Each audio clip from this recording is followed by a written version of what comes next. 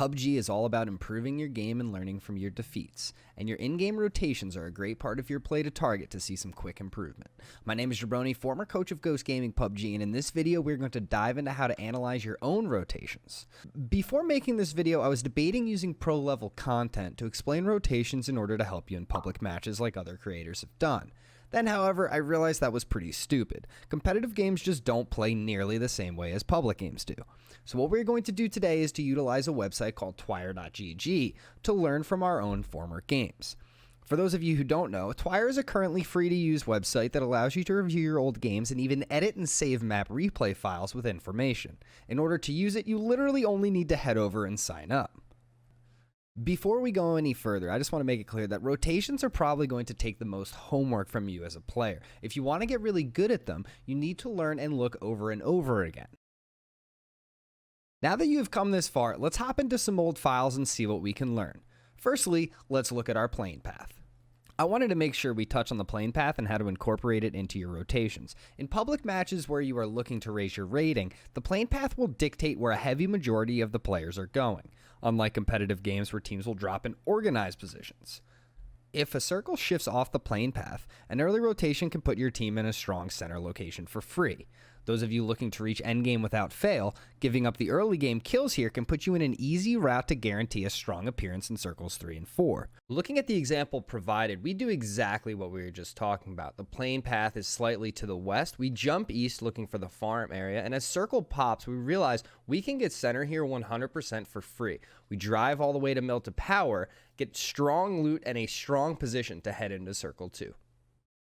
If you're like most players, however, and you want some early kills, put yourself between the center circle and the plane path, ideally on the edge where most teams will be making their entry. This way, teams will be funneling directly at you, and you can get some extra early game kills.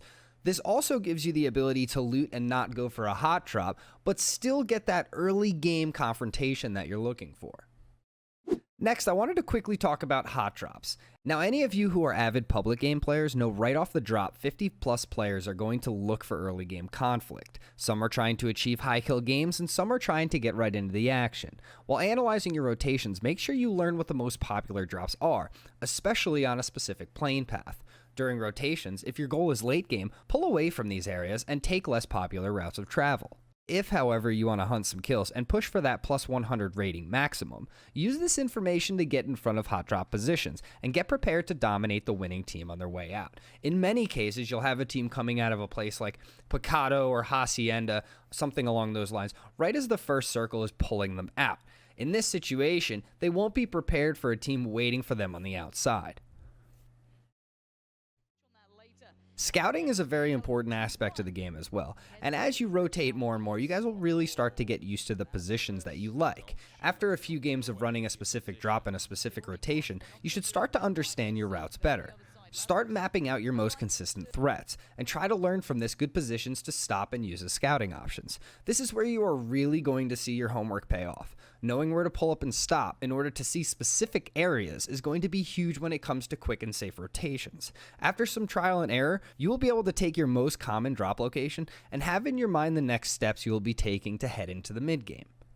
On top of that, by mapping out the positions that are your biggest threat, you'll know where to scout those specific spots. This way, you won't lose any players in the early game.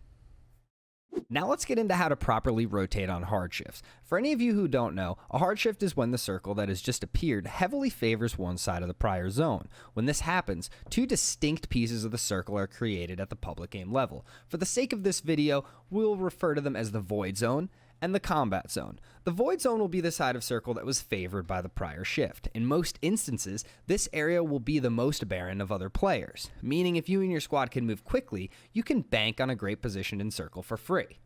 While doing this, try to avoid the former center area. Long rotate around the outside, grab your spot, and get a strong hold. This, however, does not come without risk. Although you have good chances, there's always a possibility to run into an unsuspected team due to the lack of information in your rotation. If this happens, don't worry, pull to some hard cover, take your time, and reassess. If you're looking for kills, however, the combat zone is where you want to be. Although it may get a bit hairy at times, putting yourself just inside circle near the old zone's center can set yourself up for a lot of rotation kills on enemies. Be aware though, you are risking a game win by doing this. Teams are going to be funneling in from this direction over and over very consistently, especially at the public game level. So you can almost guarantee yourself a team fight every hard shift in a game, and that could be a free 4 extra kills.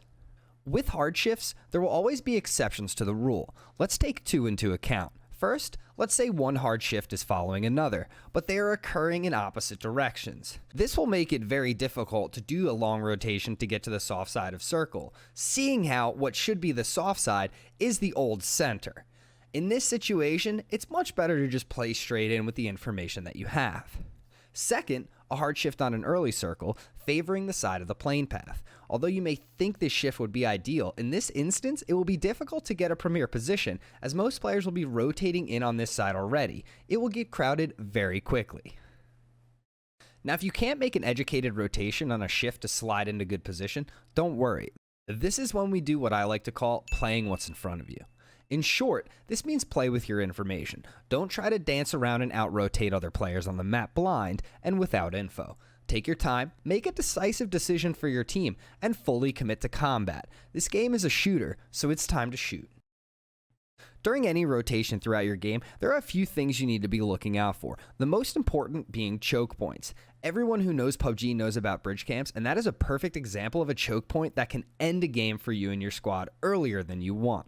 But these choke points exist all over the maps in-game, and it's important to do your best to avoid them when you can. Over time, you're going to learn where all of these different choke points are, and you're really going to start to understand how to get around them in the best way. If you find something that works for you, don't be scared to repeat it in the next game. Another thing that you need to be looking out for is areas where you lack information. Earlier we talked about rotating to soft sides and void zones, but when you aren't doing this, it's important not to rotate without info. Don't drive up hills without knowing what's on top, and don't drive into compounds without knowing what is there. When you guys have sights, gear, and you can take your time and gain information on what's in front of you, you're going to be able to find strong positions that you're going to get for free, especially in public games. Then you can use those positions to take fights nearby without any issue.